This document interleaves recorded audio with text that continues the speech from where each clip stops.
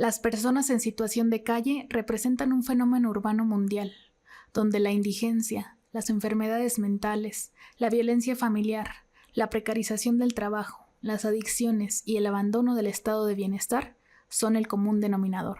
Sin embargo, para combatir esta problemática, expertos afirman que las autoridades deben trabajar con las poblaciones en situación de riesgo, priorizando derechos básicos como salud, empleo y vivienda, siendo que la falta de oportunidades de desarrollo son factores que aumentan el número de personas que llegan a esta situación. Incluso, este sector requiere ayuda especializada y focalizada. De lo contrario, se invisibiliza este problema de la agenda de las políticas profundas para reducir la pobreza extrema en México. Esto y más en Lo Marginal en el Centro. Buenas noches a quienes nos acompañan en una emisión más de Lo Marginal en el Centro. Bienvenidas y bienvenidos. En el programa de esta noche platicaremos sobre las personas en situación de calle en México, las dimensiones del fenómeno, sus causas y posibles medidas para contribuir a que estas personas se reintegren o participen en la vida política, económica, social.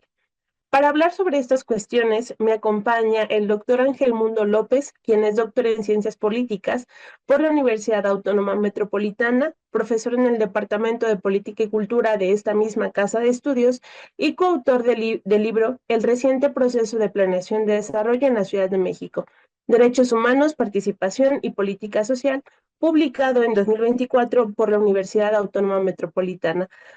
Doctor Ángel, buenas noches, bienvenido a Lo Marginal en el Centro. Buenas noches, Jenny. Buenas noches, Iván. Mucho gusto en estar con ustedes.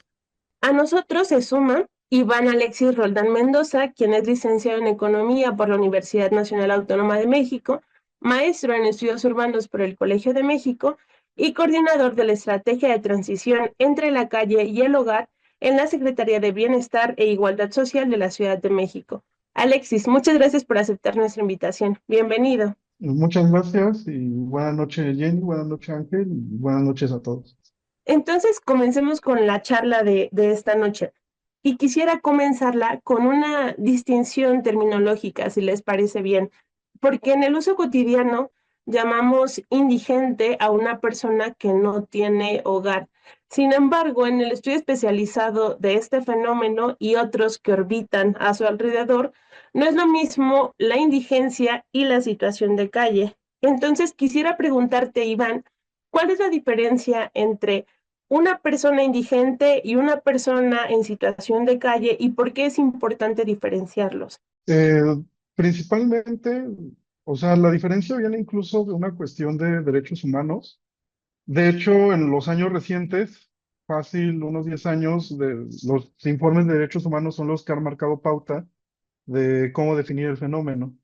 Por un tiempo incluso se llamó a poblaciones callejeras, a aquellas que habitan el espacio público.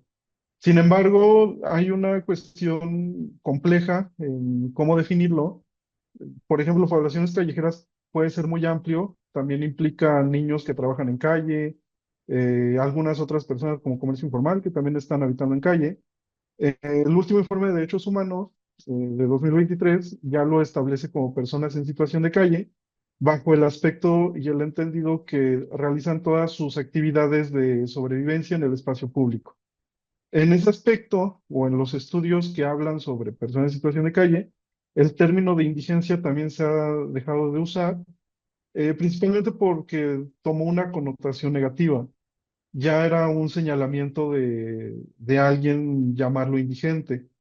Ahora, en los estudios de pobreza, el término de indigencia sí a veces se mantiene, pero se refiere más a aquellos que no tienen en su ingreso suficiente como para adquirir la canasta alimentaria. Pero al menos en los estudios de situación de calle se ha tendido a llamarlos personas en situación de calle. Sí, creo que es importante que de algún modo nos familiaricemos con estos avances conceptuales que la investigación académica va teniendo al respecto, en la medida en la que también así la población está informada y puede participar de manera pues más consciente y más precisa en las posibles políticas públicas que surjan, ¿no? Para comprender mejor la situación en la que se encuentran todas estas personas. Y dando, digamos, un siguiente paso en esta charla, quisiera preguntar, doctor Ángel, si es posible dar un estimado de cuánta gente hay en situación de calle en nuestro país. Es difícil por la misma situación de calle y en todo caso preguntar por si hay registro también de cuáles son algunas de las causas más comunes que llevan a la gente a vivir en situación de calle. Sí, Jenny, mira, añadiendo un poco a la pregunta y a la respuesta que nos daba Iván, el tema de las poblaciones y vinculándolo con el tema de las causas, no todas aquellas personas que están en situación de calle se debe a una situación de falta de recursos, ¿no? Como serían los indigentes. Entonces, las causas son múltiples y eso es lo que termina complicando la atención, el diseño y la implementación de políticas para esta población, porque no es lo mismo la causa por la que un niño o un adolescente puede estar en la calle, que puede deberse a cuestiones de violencia, violencia intrafamiliar, consumo de sustancias, a una persona, por ejemplo, un adulto mayor, que sí se queda en una condición de indigencia, que puede perder su casa o que puede perder el lugar en el que habita precisamente por no tener para pagar el alquiler o para seguir manteniendo su hábitat, ¿no? Entonces, hay múltiples causas, lo que puede suceder, por ejemplo, con una mujer en situación de violencia que decide ausentarse de su casa, pues para ya no seguir sufriendo ese maltrato, y entonces son múltiples las causas. Y no olvidemos, por ejemplo, pues también las personas que están aquejadas por algún tipo de afección mental, ¿no? Entonces, cada tipo de población, digamos también cada Sí. caso, pero digamos los subgrupos en los que estoy dividiendo ahorita la respuesta, pues hacen que la respuesta que se tenga que dar por parte de las autoridades, pues también sea muy diversa y muy compleja, ¿no? Esto nos lleva a la primera parte de tu pregunta, el conteo. De acuerdo con el INEGI, en el 2020, el INEGI registraba solamente, bueno, a nivel nacional registraba 6,000 personas.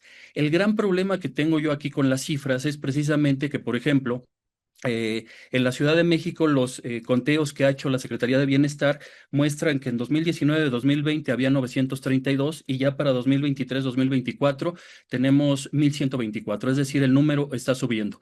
Pero la Comisión de Derechos Humanos de de la propia Ciudad de México, solo ella, posiblemente sea un error, en un documento maneja que solo en la Ciudad de México habría 6,000 personas.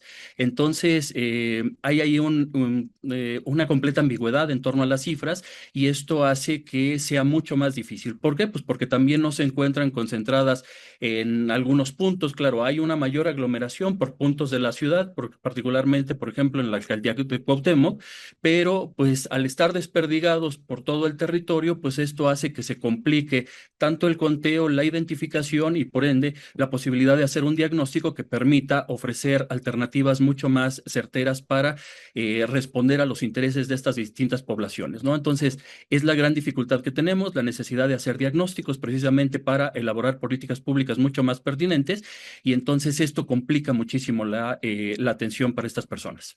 Sí, me parece muy curioso que solamente se tengan, digamos, como estas cifras actualizadas y más o menos precisas en la Ciudad de México, porque no es la única gran urbe de nuestro país y seguramente tampoco es la única que tiene a mucha gente viviendo en situación de calle. Creo que cualquier persona que haya ido, por ejemplo, a la ciudad de Tijuana, pues puede ver que ahí en el cruce fronterizo las personas en situación de calle aumentan cada vez que vas, ¿no? De tal manera que sí, seguramente es más gente. Y sin embargo, Iván, considerando las causas, las posibles causas que ya enumeraba el doctor Ángel, y también considerando esto que él mismo mencionaba de que son múltiples, quisiera primero preguntarte si hay alguna que tú consideres importante agregar o matizar, y también preguntar por los sectores, si es que se sabe, a los que más afecta este problema. Sí, yo creo, y es la importancia de estos espacios, Creo que o sea, al menos la política en la ciudad ha ido quizá madurando conforme se plantean instituciones, conforme se impulsan programas de investigación, pero me parece que lo importante de entender la situación de calle es pensarla como un fenómeno complejo. O sea, no es solo un sector de la población, no solo es un factor, no solo es que no tengan trabajo, sino hay múltiples perfiles, hay múltiples necesidades y hay múltiples acercamientos. O sea, cuando hablamos de personas en situación de calle no estamos hablando de un grupo homogéneo, estamos hablando de un grupo extremadamente heterogéneo, donde conviven tanto madres solteras con niños, jóvenes, adultos, incluso personas que pertenecen a cierta diversidad sexual. Eso hace todavía más complejo el fenómeno. Ahora, a lo largo del tiempo han ido quizá preponderando ciertos perfiles. En los 90 era mucho el tema del niño en situación de calle. Eh, a inicios del siglo y en la década pasada, era más el joven en situación de calle. Ahorita lo que estamos observando y lo que está teniendo los albergues de la Ciudad de México es el adulto mayor en situación de calle. Entonces eso plantea otro tipo de necesidades, otro tipo de acercamiento. ¿Y por qué? Porque el adulto mayor no, o sea, son personas de 70 años que por diversas cuestiones de salud o incluso por abandono social quedaron en esta situación. Entonces ahí la reinserción social, si es que hay, se tiene que pensar de otra forma. También la política se tiene que, o sea, la política en situación de calle es muy compleja y se tiene que ir moldeando y adaptando a la diversidad de perfiles que hay. Porque si bien ahorita vemos al adulto mayor y que quizá puede ser un fenómeno que continúe en los próximos años por el envejecimiento de la población, puede que en 10 años el fenómeno en situación de calle tenga otros matices y otras características. Entonces yo creo que parte, contribuir a entender el fenómeno es ese, de que estamos hablando de una diversidad de perfiles y que si bien ahorita es el adulto mayor, posiblemente en otros años cambie, o incluso que si el adulto mayor es el preponderante, también tenemos que plantear estrategias para los otros perfiles, como las mujeres que están solteras y tienen niños y están en situación de calle. Sí, y sobre todo, considerando, me parece también que el adulto mayor que por diversas situaciones ha terminado en situación de calle, pues no se puede tratar como un fenómeno aislado, como solamente el sujeto adulto mayor, sin considerar cuáles son los contextos que terminan orillando a que las personas mayores terminen en situación de calle, ¿no? Esto, por supuesto, que hace que sea muy difícil, como ya decías tú, Iván, a hacer políticas públicas al respecto, pero creo de todos modos que es importante tratar de preguntar si es que hay alguna podrían decirnos algo al respecto, doctor Ángel, por los retos más importantes al momento de hacer políticas públicas en beneficio de esta población, que sí estamos viendo que es muy complejo por la diversidad de perfiles, pero ¿cuáles otros podríamos nosotros considerar? Bueno, ya hace rato adelantaba un poco y hablaba yo de la necesidad de un diagnóstico, ¿no? Tanto, ¿por qué nos hace falta un diagnóstico? Uno, para conocer la magnitud, porque yo ya lo decía yo hace rato, o sea, este baile, esta danza de las cifras no nos permite saber ni siquiera en qué medida lo que está haciendo el propio gobierno está ayudando a solucionar el problema, ¿no? O sea, estos tránsitos que está haciendo, como decía Iván, ahorita la atención que está teniendo preponderantemente hacia adultos mayores no nos permite saber en qué medida se está avanzando o en qué medida estamos quedando rezagados, ¿no? Entonces, por eso necesitamos primeramente diagnosticar para saber por los distintos sectores las causas que los orillaron y ofrecerles. Las personas, digamos, adultos medios, ¿no? Que están en edad laboral y que por alguna circunstancia también se encuentran en situación de calle, estos diagnósticos que ha levantado, estos conteos que ha levantado la Secretaría, hablan de que más del 70% de ellos o más del 60% quisieran incorporarse al mercado laboral, pero no se les está dando esa oportunidad. Entonces, estamos como que actuando un poco a tientas para saber en qué medida estamos avanzando. Entonces, los retos, pues por ahí, la violencia que orilla, por ejemplo, a los jóvenes y a los niños a dejar sus hogares precisamente para dejar esa condición y sentirse más seguros, estar en el anonimato donde no los encuentren y donde no puedan verse agredidos. Entonces, los distintos sectores, las mujeres, como ya lo mencionaba también Iván, adultos mayores, las personas con algún tipo de afección mental que ya mencionaba yo hace rato. Entonces, cada uno de ellos necesita un tipo de estrategia completamente distinta.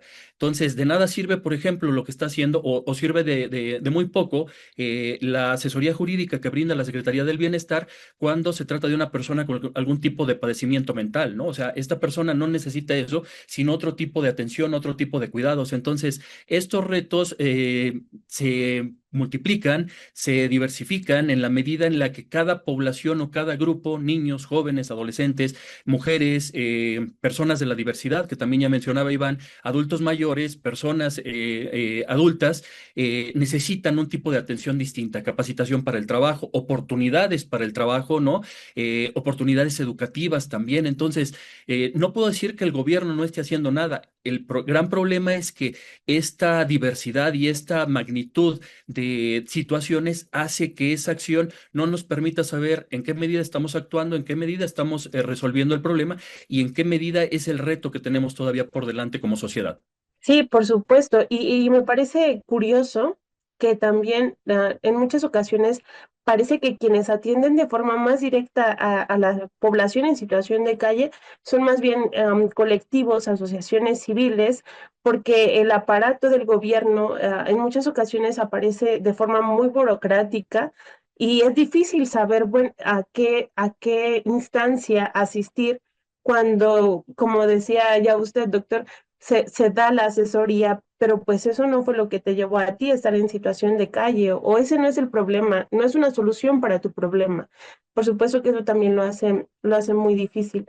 Y ya para tratar de ir cerrando con este tema que es muy, muy diverso y muy complejo, quiero preguntar, Iván, ¿qué medidas se han tomado a nivel nacional? Si es que existen medidas, digamos, a nivel federal, o incluso si no existen así a nivel regional, para incluir a la población en situación de calle nuevamente a la vida política y social, y qué tan efectivas pueden ser y han sido. Sí, ahí para responder esta pregunta, yo me sumo al doctor Ángel. La verdad es que tener un diagnóstico de la población de calle es bastante complejo. Digo, aquí en la Secretaría eh, se está planteando como la metodología para un conteo, quizá más preciso, pero el censo o conteo para personas en situación de calle es extremadamente sensible a factores tanto internos como externos. Es decir, dependiendo de la noche que te salga, si ese día llovió, ya va a haber una variación en la información que puedes recoger. Eso como factores externos, incluso algunos movimientos políticos que puede haber en el centro de la ciudad también pueden estar afectando la forma en que se distribuye la población. Esos son cosas que suceden, que quizá no se puede controlar, e internamente también está muy atado a la logística que se puede plantear, por ejemplo, el número de brigadas que van a salir, la capacitación del brigadista, el cuestionario, qué tan amplio tiene que ser. O sea, es un reto para empezar, tener un diagnóstico claro y preciso de cuál es la población que está ahí.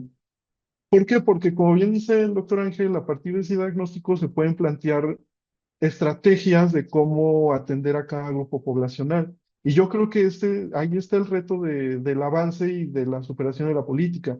O sea, venimos de una política que pensaba a las personas en situación de calle de forma asistencial.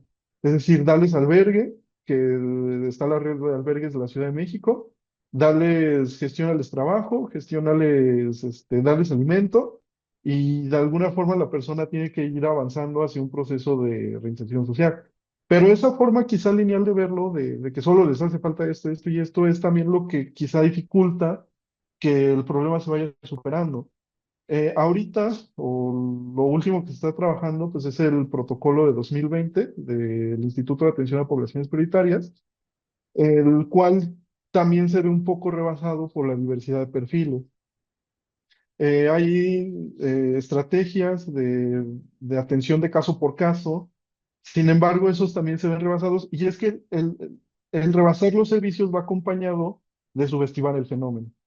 Y yo creo que allí es donde tenemos que partir de la política, de reconocer, de decir, bueno, en realidad, ¿cuántas personas son? eh, si los censos que tenemos sí son precisos en esa información. ¿Por qué? Porque si partimos de una población de 1.140 se plantean los servicios a 1.140 personas y resulta que son más. Entonces, por lógica, tienes un servicio rebasado. Entonces, yo creo que si bien las acciones que ha hecho gobierno en las últimas décadas están ancladas quizá a una forma de ver el fenómeno, pues también es tiempo de avanzar, de dar el paso, de entender que es un fenómeno complejo, que no hay que subestimarlo, que a pesar de toda esa complejidad hay que plantear una red de atención quizá por perfiles y a partir de ahí avanzar, ¿no? Al menos las líneas que se están planteando acá es encontrar alternativas que no sean solo la estancia en albergue. O sea, tratar de buscar una reinserción familiar, si es que es posible. Si las personas están de trabajar, quizá acompañarlos a un proceso de vida independiente. Y el reto también está pues, en el adulto mayor. Y ese es el reto, ¿no? Y es el reto que quizá venga en las siguientes décadas. El adulto mayor que está en abandono social, que por enfermedades ya tampoco tiene mucha movilidad, y pues sí o sí esos entran en un sistema de cuidados de la Ciudad de México. Entonces, si bien hay política, si bien están los albergues, si bien están las brigadas en calle, yo creo todavía tenemos tramo por recorrer para perfilar y delinear la política hacia lo que menciona el doctor Ángel, que es saber realmente si las acciones del gobierno están teniendo un efecto o hacia dónde estamos caminando. Sí, creo que yo no lo había dimensionado así, pero me parece que es muy interesante este énfasis que están poniendo ambos en la necesidad, primero, de tener digamos, un censo lo más preciso posible, a pesar de las dificultades que ustedes ya han mencionado, así como también la necesidad de pensar en los perfiles de la gente que se encuentra viviendo en situación de calle, que son muy diversos. Y quisiera preguntarle también a usted, doctor Ángel, ya para ir cerrando, ¿qué medidas se han tomado? La misma pregunta a nivel nacional, si es que existen o regional, para incluir a la población en situación de calle y en todo caso agregaría, ¿qué tanto se puede hacer para educar a la población que no se encuentra en situación de calle para no criminalizar a la gente que se encuentra en esta situación de calle y qué tan importante es hacer este tipo de, digamos, de reeducación de la población en general? Sí, digo, creo que la pregunta todavía lo complica más, ¿no? Porque hace rato te mencionaba que el propio INEGI reconocía a nivel nacional unas 5.700 personas a nivel nacional. Entonces, si la Ciudad de México tiene solamente 1.000, estamos hablando de que se lleva casi una sexta parte, ¿no? De todo el fenómeno dividido en 32 entidades. Entonces, es muy problemático saber, ¿no? Posiblemente algo haya ayudado estas oleadas de migración que hemos tenido en los últimos años porque al parecer pues ha habido albergues que se han podido habilitar, ¿no? En ciertas ciudades y eso podría darnos una idea de que en otras entidades también se ha atendido a personas en situación de calle, a lo mejor no en la misma magnitud, con los mismos problemas de poder identificarlos y el propio enfoque, ¿no? Decía hace rato Iván, ya no un enfoque meramente asistencial, sino tratar de avanzar hacia un enfoque más de derechos humanos hacia estas personas. El gran problema es que en nuestra sociedad pues tenemos esta gran ambivalencia, ¿no? En donde queremos que, por ejemplo, a nuestros migrantes los traten bien del otro lado, pero nosotros no tratamos de la misma manera a los migrantes que vienen de otras latitudes y que pasan por nuestro país. Lo mismo sucede con el tema de las personas con indigencia, ¿no? ¿Cuándo se convierte un tema de personas en situación de calle en un problema? Pues cuando se ubica una de esas personas en nuestra colonia, ¿no? Se reconoce porque hay diversos, a raíz de la pandemia, pues este fenómeno ha estado más en boga en los distintos medios de comunicación y se han hecho muchos reportajes, ¿no? Pero me ha tocado ver, pues, personas que son entrevistadas que dicen, no sucede nada, esas personas no atentan contra la integridad del resto de las personas que viven en las colonias, pero, híjole, deberían estar en otro lado, ¿no? Como con los migrantes, sí, está bien que migren, pero pues que no pasen por mi casa o que no instalen un albergue cerca de donde yo vivo. Es el gran problema y el propio gobierno, pues gobiernos anteriores, no hablo de este, gobiernos anteriores han adoptado esa misma postura, ¿no? Durante las administraciones pasadas, ahora sí que voy a recuperar ese término, pues hubo una severa criminalización en donde por favorecer el crecimiento económico, el crecimiento inmobiliario de ciertas colonias, se hacían redadas, hubo diversas organizaciones de la sociedad civil que hicieron este llamado de que las personas eran reubicadas o eran llevadas a centros de reclusión y después pues esas personas desaparecían, ya no se tenía constancia o ya no se tenía conocimiento de qué es lo que sucedía con ellas. Entonces, yo alabo que ya no se estén llevando a cabo esas políticas de criminalización, pero es muy difícil en esta sociedad y entonces necesitamos por eso pues que la acción por parte del gobierno sea mucho más eficaz y para eso, por ejemplo, podríamos hacer uso de pues de esta colaboración interinstitucional, ¿no? La propia Secretaría del Bienestar puede tener recursos mucho más limitados, pero hay 16 gobiernos de las alcaldías que podrían ayudar justamente para hacer esta identificación, posiblemente para identificar y ya después la Secretaría del Bienestar para tratar de trasladarse y hacer esta ubicación y este diagnóstico de estas personas para conocer sus necesidades, ¿no? O incluso, pues algo que ha quedado muy en desuso desde la administración previa, pues esta relación con las organizaciones de la sociedad civil que justamente atienden este problema, ¿no? Entonces estamos hablando de una colaboración intergubernamental, pero también extragubernamental con otras entidades, con otras instancias, ¿no? Y esto me lleva, pues ya para ir terminando justamente a que sí, desde hace muchos años, particularmente desde que los gobiernos de izquierda se instauraron aquí en la ciudad con Cuauhtémoc Cárdenas, pues se empezó con este programa de albergues en invierno, que después se llamó En frío invierno, calor humano, y se ha ido avanzando. Qué bueno que se ha ido avanzando, pero creo que todavía tenemos un gran reto por delante, perdón por el pleonasmo, un gran reto por delante que hace necesario pues abocar todas nuestras fuerzas, tanto gubernamentales como de la sociedad, para poder atender de mejor manera este fenómeno. Y también considerando que, como decía usted al principio, no es un fenómeno que vaya a la baja, sino que está yendo a la alza. Y creo que es algo que se puede constatar en la vida cotidiana más inmediata. Sin embargo, me parece que es muy importante que existan estos espacios y que gentes que estudian este tipo de problemas, como ustedes dos, estén dispuestos a compartir los avances, digamos, conceptuales, los problemas que se han presentado en la medición de la gente en situación de calle, las posibles alternativas que se están ensayando para tratar de hacer reinserción en la medida de lo posible, etcétera, etcétera. Y en ese sentido, por supuesto que agradezco mucho su disponibilidad, el tiempo que nos ofrecieron, sus perspectivas, doctor Ángel, maestro Iván, muchas gracias. Y también muchas gracias a quien nos acompañó en esta emisión más de Lo Marginal en el Centro. Que tengan todos muy buenas noches.